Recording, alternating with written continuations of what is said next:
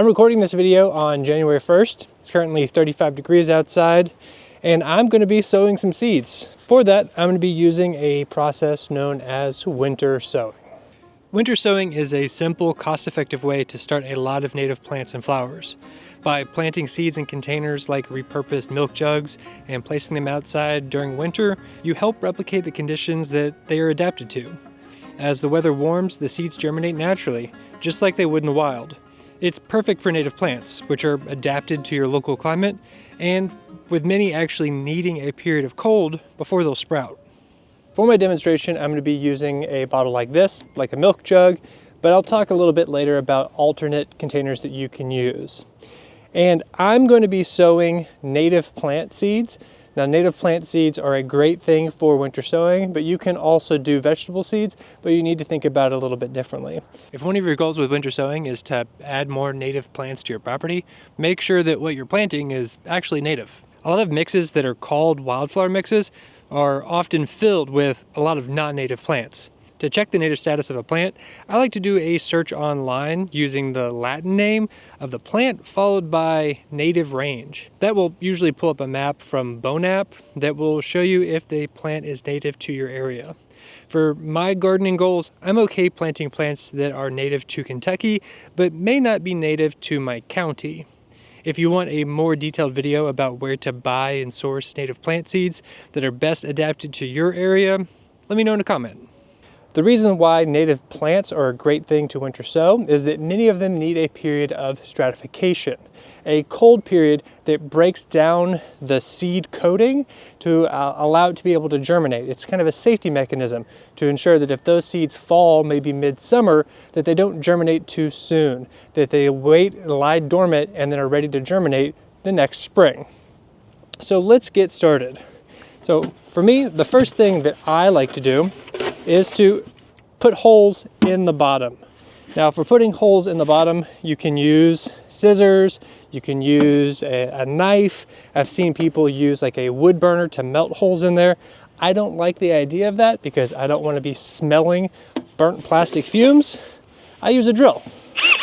I find it really easy to poke a whole bunch of holes into a container.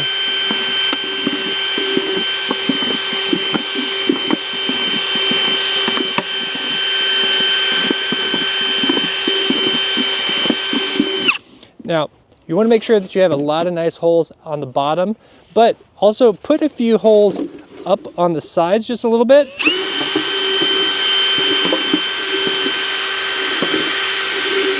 And this just ensures that there's going to be good drainage, because you might run into an instance where if you have a whole lot of snowpack or it gets just, a lot of moisture below and it sort of freezes shut the bottom, it's not going to drain. It could hurt your seeds. So nice to put a few on the side. Okay, now that I have the holes in my container, I'm going to take my lid off. I tend to toss my lids, but some people use their lids as a label inside the container, which we'll do in just a few steps. Now, before I cut open my container, I actually like to label them. I feel that it's a little bit easier to label them when they're not cut in half just yet. So let's see, what am I going to plant in this container? I'm going to do some rattlesnake master seeds, and these are seeds that I got from a native plant group. So rattlesnake master, I'm going to write that on the side here. For this, I used a sort of wax pencil. A lot of times people use Sharpies, which are perfectly fine to use. Something that you can run in with a Sharpie is that over the winter, it could photo degrade. So by the time your seeds have germinated, and you're ready to plant out, if you've got a lot of different containers, you can end up with a bunch of containers that all the labels have been burned away by the sun. So I like to put it on the outside with one of these. You can still do Sharpie, but also you put a label on the inside.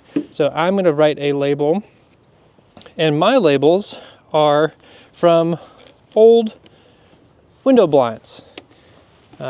Reuse, recycle. And that way, if the label on the outside disappears, I will still have, hopefully, my label on the inside. So I've got my 2 labels. Now I'm going to cut my container. I like to cut my containers open, leaving a hinge on the side that has the handle, if there is a handle. So let me cut this open.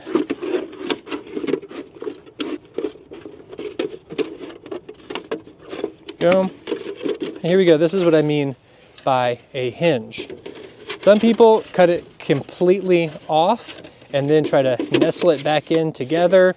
I find that that's a little bit difficult, and if you are able to do that, I find it's not as stable when you want to pick it up and transport it, which is easy to do once you tape it shut and you've got that handle there. So now I'm going to fill it with my soil mixture. This is a blend of cocoa coir, vermiculite, perlite, a little bit of worm castings, and some inoculant. When you're planting your seeds, it's important to know how deep they should be. A lot of native plant seeds just need to be right on the top of the soil. A good resource that I found is going to Prairie Moon's website. It's also a great place to buy seeds if you can't source them locally. And they will have on there sort of how deep to sow the seeds. A lot of times it's no bigger than the seed is wide. And if it's a super tiny fine seed like a grain of sand, that's usually going to need to be on the surface. So for my rattlesnake master, I will just put these all along like this. Put my label in there, and then I'll just do a light little dusting of soil. And my soil is pre-moistened. You don't want to be using dry soil.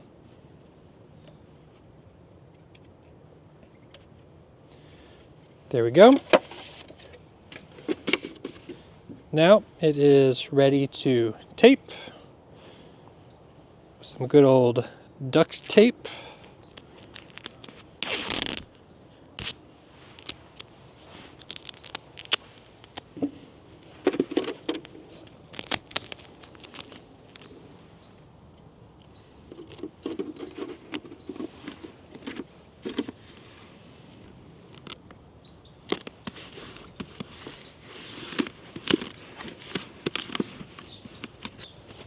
And there we go. I've just winter sown some rattlesnake master wildflowers.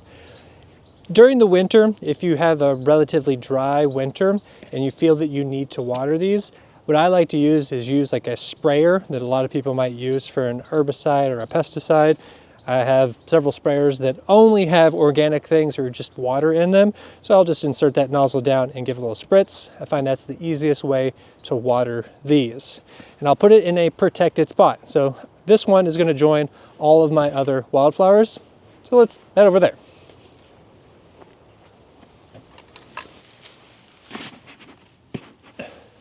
There we go. As you can see, I have a lot of plants here. I am starting more than 100 different native species. Some are going to be started in the spring. They don't need any cold stratification. And a few of them actually need a period of double stratification, 2 winters.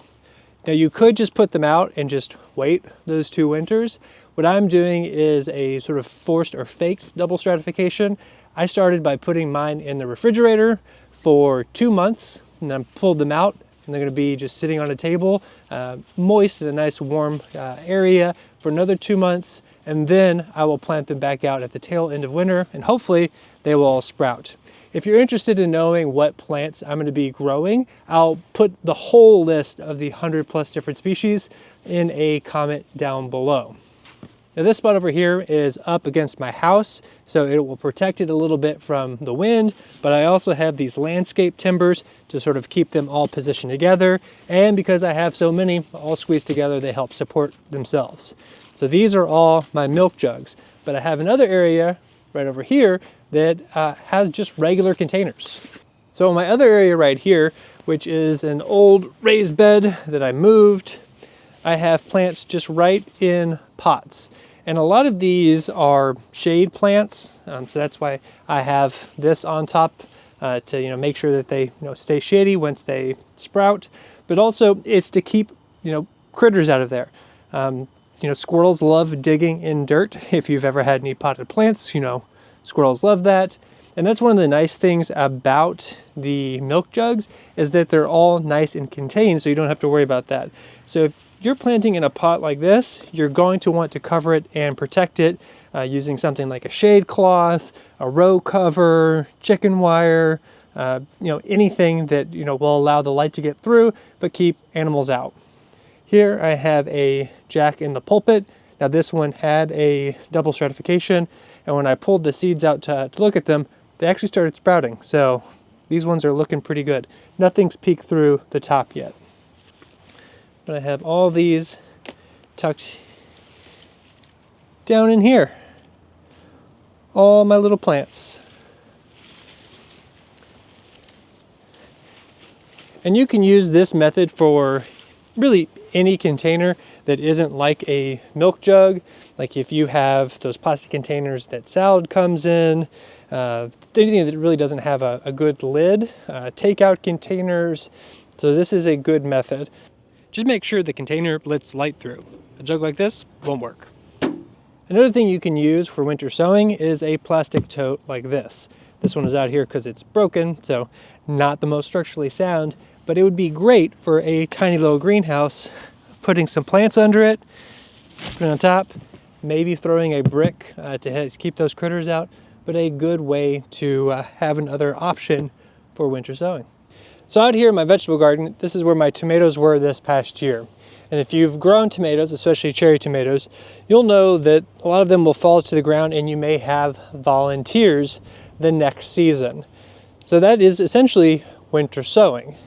With winter sowing something like a tomato, a pepper that is not cold hardy, you don't want to be starting them when you're doing your wildflowers, because you run the risk that you could have one of those unseasonably early warm days that'll cause them to sprout, followed by a frost that would kill them off. So I would wait close to around the time that you would start them inside if you're used to starting plants indoors. You can look up tables for that. But the nice thing about winter sowing is that you can pack a whole lot of seeds in there and then spoon them out and put them into other pots. And if they start outside, you won't have to harden them off. And in my experience, a lot of those volunteer tomatoes end up being pretty bulletproof and some of the best producing, strongest tomatoes I ever grow. So it could be a good option for you. If all goes well, in the spring, you'll have a container full of little plants. You can pot them up in other containers to allow them to get a little bit bigger, or just plant them straight into the ground. Clumps are totally fine. I found winter sowing to be a great way to start a whole lot of plants, especially, as I've said, native plants. I have this audacious goal that I want 500 different species of native plants on my property. So, as you saw, I'm starting a lot of things. But you can just start with a few jugs. And I recommend, try it out, especially if you've got a good local source of native plant seed. If you have any tips or tricks about winter sowing that you've picked up, please leave them in a comment down below. And if you have any questions, please ask. If I don't know the answer, hopefully someone else who's watching this video will be able to chime in and provide you some help. My name is Tyler Lloyd. I'm a little chilly, so I'm going to go inside. But I wish you a happy, happy new year. See you later. Bye.